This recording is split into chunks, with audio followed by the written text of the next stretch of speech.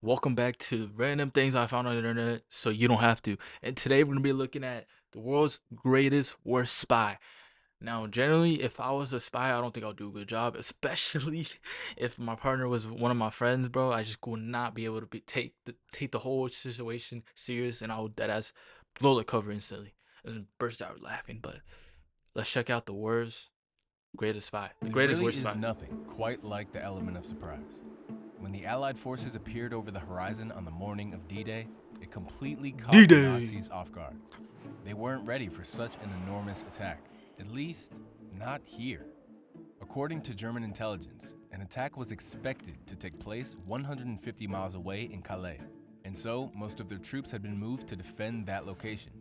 While the Nazis were defending an empty beach, the Allies stormed their way into Normandy and ultimately went on to win the war. The Nazis had been tricked, and it was largely thanks to one man who had spent years trolling them from his own home. By feeding them correct but useless information, it led them down rabbit holes, slowed them down, and ultimately tricked them into losing the war. This man had no spying experience, and yet with sheer charisma and imagination, he managed to win the trust of Hitler whilst simultaneously becoming Britain's best spy. Before Whoa. the outbreak of World War II, Spain was having its own Bro, civil how war come we between never the learned about Republicans him and in the school? Nationalists. No one despised the war more than Juan Puyol Garcia, a chicken Juan farmer from Puyol Barcelona. Garcias. His farm was taken by the government, his mother and sister were kidnapped, and he himself was forced to Shout out fight. to Barcelona. He hated the extremism of both sides, so when World War II came along, he was determined to do something to stop the Nazis. He went to the British embassy in Madrid and offered to start spying on the Madrid. Germans. But the Brits were suspicious and turned him down, and so Puyol had to come up with a different tactic. This time, he went to the German embassy, pretending to be a passionate Nazi supporter that worked for the Spanish government. At the time, the Germans didn't have a reliable spy network in Britain, and so they desperately needed all the help they could get. Puyol was hired. They gave him a codebook, a bottle of invisible ink, £3,000 in cash, and told him to move to London and start spying on the British. Instead, he moved to Portugal and simply pretended to be reporting from London. Using nothing but a map of Britain and a tourist guide from his local library, he started talking about the places he was visiting and the things he was seeing, like military training exercises on Lake Windermere and warships leaving the southwest. In between all of the military sightings, he filled his letters with mundane personal details, like going for walks in the center of London, visiting local cafes, and even mentioning when he was feeling ill. To take things even further, he started creating a network of sub-agents that were supposedly feeding him information from all over the country. There was the Swiss-German businessman stationed in Liverpool, the Venezuelan student in Glasgow, the Portuguese man living in Wales, and the pilot that had agreed to carry his letters from London. Each agent had a detailed backstory and family members that Puyol talked about at length. Of course, none of these people actually existed. But if the Germans ever called him out on anything, his sub-agents could take the blame, since they were the ones reporting the information. That's actually Each letter smart. was so long and so detailed that the Germans started to believe him. They even started sending $500 a month. Bro, do they have a movie of this guy? That's what Netflix need to pick up on, bro. They need to make a whole documentary of this guy. Or is there already like a whole document or like movie about him, bro? Cause this is the first time hearing Pay him, for bro. his network of He's a agents. G. That's $11,000 in today's money. Wait, But hold on. this was to pay Whoa. for jail, that the Germans started to believe him. They even started sending W motherfucking scam, bro. This man scammed Adolf Hitler himself, bro. $500 a month, which is equivalent to 10K, he said. $500 a month to pay for his network of agents. That's $11,000 Oh my in today's money. god, bro. But this A was month, bro. Oh my god. This man was in his bag, bro, while chilling in Portugal, Lisbon, bro. only the beginning. So far, the Germans were impressed with Puyol's work, so they started asking more specific information. That's when things took an interesting turn. In his third letter, Puyol sent this report back to the Germans. A convoy of 18 ships left the port of Liverpool on the 28th of March. They were headed for the island of Malta. Although Puyol made the whole thing up, by sheer coincidence, a fleet of No warships way. had actually left Liverpool around the same time. That's But crazy. before his letter ever reached the Germans, it was intercepted by Britain's intelligence agency, MI5, sending them into panic mode. A full-scale manhunt was launched to try to track down this mysterious network of spies, but unsurprisingly, they found nothing. It wasn't until they really started reading through Puyol's letters that they saw something odd. According to one of Puyol's agents, people in Glasgow will do anything for a liter of wine. This sentence gave it all away. A liter of wine? This really didn't reflect the typical Scottish drinking habits, and Britain never used the metric system. The Brits then learned that the Germans had actually wasted time and resources trying to hunt down Puyol's fake convoy of ships heading to Malta. It became clear that whoever was writing these letters, they were feeding the Nazis false information to confuse them, and it was working. MI5 were so impressed that they tracked down Puyol and decided to turn him into a real British spy. Yo.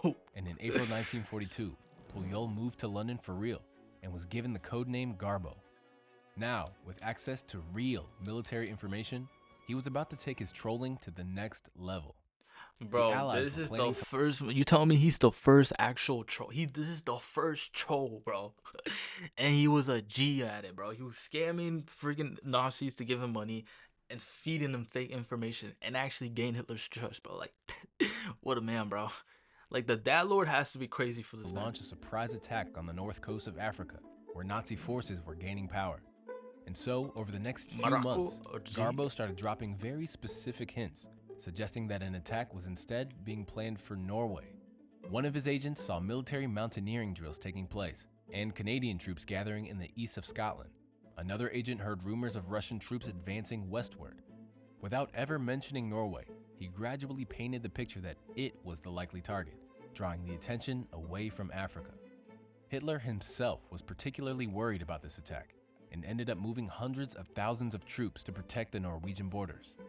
Garbo's next move was a stroke of genius. With the African invasion set to take place on the 8th of November, Garbo wrote another letter to the Germans, this time detailing exactly how the Allies were going to carry out the attack. He dated the letter the 1st of November, but purposely held onto it for another week. The letter arrived in the hands of the Germans on the 9th, but it was too late. The day before, the Allied forces invaded the North African coast with over 100,000 men. The letter had all the correct details of the invasion, but it was simply too late to be of any use. The Germans, however, were amazed by Garbo's work and replied, "We are sorry it arrived too late, but your last report was magnificent." Over the next several months, Garbo continued adding more members to his network, bringing the total to 27 spies. Of course, all of these agents had to be paid. And by the end of 1943, the Germans were sending Garbo. Oh my god, bro. This man is scamming Germany of 6 figures, bro. Oh my god. None of these agents exist, but the Germans don't know that, yet they give him more money without even fact checking him, bro. He's a scammer, bro. He's the first ever actual scammer, bro. What a G. Over $100,000 a month to fund his network. They were Hold on, let's hear it one more time. All of these agents had to be paid, bringing the total to 27 spies. Of course, all of these agents had to be paid. By the end of 1943, spies, bro, the Germans were to get more money from over Germany. $100,000 a month to fund his network.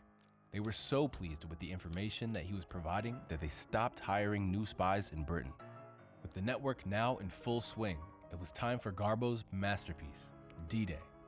Managing this whole operation was incredibly difficult, and it would have been a lot easier if he had Udo, today's sponsor. Oh my god. Today allows you to join this free invasion subscription.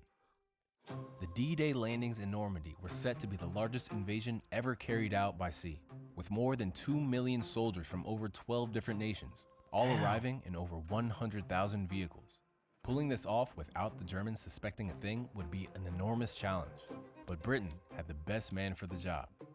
To avoid the information from arriving late like last time, the Germans told Garbo to start sending his messages via encrypted Morse code instead of letters. Garbo would first write his message in Spanish and break up the message into clusters of 5 characters. Then, consulting a code table, he would change each letter to jumble up the message. An operator would then start typing out the jumbled message into Morse code, which would be transmitted over radio to the Germans. With the ability to now send even more information, Garbo began sowing the seeds of doubt that would make D-Day an enormous success. One of Garbo's agents who worked in the London Underground claimed that the tunnels were being extended towards the southeast and that ammunition was being moved down the tunnels. Another agent saw assault barges gathering at the port of Dover and convoys of Canadian troops arriving in Southampton. Garbo himself began inventing an entire army of US soldiers and reported large numbers of them gathering in the southeast. All of this activity pointed towards a massive attack on Calais, the closest point to England. In order to back up Garbo's lies, the Brits started planting real evidence all around the southeast. Fake airstrips were cut into fields, and hollow wooden planes were placed at the side. German planes started bombing these fake sites, so they knew it was working. A gigantic fake oil storage facility was set up in Dover, and photos of King George visiting the site were placed in the local newspaper. Hollywood-style movie sets were used to turn modest No boats way. into enormous battleships, and inflatable tanks were placed everywhere. They had built up an entire army of fake soldiers, vehicles, and supplies that completely distracted the Germans from the real preparation that was going on for Normandy. Bro, The goal was to convince the Germans that that's even like when the smart. Normandy That's attacks that's like S-class like strategy right there. That's actually insane. began, the real and much larger attack would happen later in Calais. Amazingly, the British intercepted a conversation between Hitler and a Japanese ambassador, where Hitler mentioned that the first attack was going to be a decoy and that they were really preparing for the second attack elsewhere. By this point, it was clear that Garbo's messages were now landing directly on Hitler's desk, and he was believing everything. Whenever Garbo told them about movement in the southeast, the Nazis would move the pin on their map. They made the crucial decision to move hundreds of thousands of troops to defend Calais. That was hundreds of thousands of troops that wouldn't be in Normandy. June 5th, one day before D-Day. Although the German radio operators usually signed off at 11:30, Garbo insisted that tonight they should listen out for a message at 3 a.m. Big news was expected from one of his sub-agents. At 3 a.m., Garbo reported that vomit bags and rations had been handed out to soldiers. This could only mean one thing: the attack was about to happen. But hours went by and no response was received. The Germans had gone to sleep. The Allies rocked up to Normandy at 6:30, completely undercover, outnumbering the Germans by more than 3-1. It was a brutal day, but the Allies managed to secure their entrance into France, and over the next 6 weeks, continued piling troops, vehicles, and supplies in through the beaches of Normandy. Amazingly, the Nazis refused to move more troops to Normandy, Oh my God. and in fact, ended up sending more to defend Calais, waiting for the second attack that would never come. Every letter, every detail, every lie, and every truth had bamboozled the Germans, and it allowed the Allies to recapture Europe and win the war. Despite the defeat, Hitler was so impressed with Garbo's messages No that way. he was awarded the Iron Cross. No way, bro. No, so not only did this man scam you, like he legit lied and fabricated every information he gave you, he completely tricked you, and he even scammed you into sending him more and more money. And he even cost you Europe, and you award him an Iron Cross. At the same time, Britain awarded him an OBE, That is making crazy. him the only person to receive war Bro, this guy is a legend. Not only did he give false information to Germany and cost them the war, he also scammed them out of a lot of money. He scammed them out of a lot of money. He was getting paid like 6 figures a month, bro, because he lied about having agents, whatever, right? And he gets an award from German. That is crazy. medals from both sides of the same war. This man's After the war, a G. Puyol feared that the Nazis would be looking for him, and so he faked his own death and moved to Venezuela. And just like that, he was gone. Amazingly, this whole story would have never been told if it hadn't been for Nigel West, a writer from London. He was determined to track Garbo down, and so he got hold of a Barcelona phone directory and called every Juan Garcia in the area. As you can imagine, there were many. Eventually, one of Garbo's nephews picked up the phone and helped him make contact with Garbo. 40 years had gone by, but after a lot of convincing, Garbo eventually agreed to come over to Europe, where he visited Normandy and realized just how many lives he had saved. Jo no volia lluitar amb les armes, però les armes són contràries a meu. Jo vaig fer la guerra i tinc l'orgull de dir que no vaig disparar un sol tiro. És que baix la meva consciència... Garbo, you were a legend, bro.